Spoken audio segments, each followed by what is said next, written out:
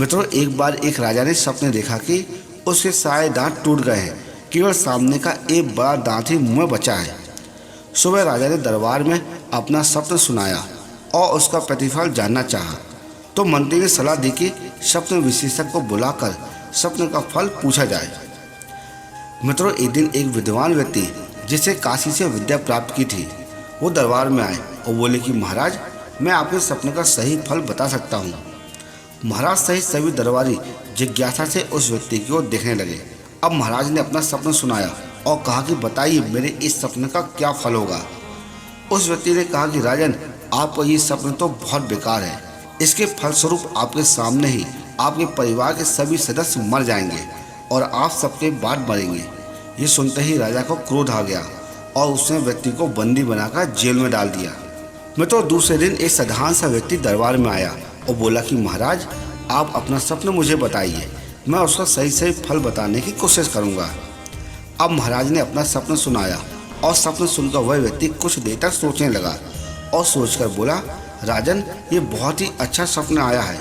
आपको और हम प्रजाजनों पर ईश्वर की विशेष कृपा है। आप जैसे धर्मात्मा, पुण्यात्मा और प्रजापालक राजा को दीर्घायु मतलब लंबी आयु दी है। राजन, आपके परिवार में आपकी आयु सबसे लंबी होगी। इस राज का ये सौभाग्य है कि आप कई वर्षों तक राज करेंगे। मित्रों, सपने का फल सुनकर महाराज बहुत ज़्यादा खुश हुए और उस व्यक्ति को विशेष सम्मान और काफ़ी धन दिया गया। मित्रों, दोनों व्यक्ति ने एक ही सपने का एक ही फल बताया और दोनों का एक ही मतलब था। एक ने कहा कि आप सबके बाद मरेंगे और एक ने कहा कि आपको ईश्वर ने दीर्घ आयु दी है। कहने का अर्थ दोनों का एक ही हुआ। फिर भी एक व्यक्ति को बंदी बनाकर जेल भेज दिया गया और दूसरे व्यक्ति को विशेष सम्मान और उसे धन दौलत का इनाम मिला।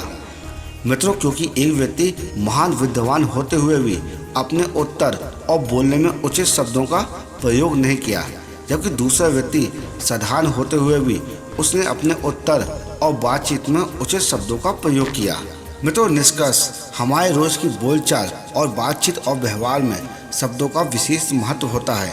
उचित सम्मानित शब्दों के प्रयोग से, मीठा और सभ्य बोलने के तरीके से दुश्मन के मन में भी प्यार भर जाता है और ऐसे ही गलत शब्दों के प्रयोग, अशब्द, अमर्यादित व रूखा बोलने के तरीके से अपनों के दिलों में भी नफरत पैदा हो जाती है।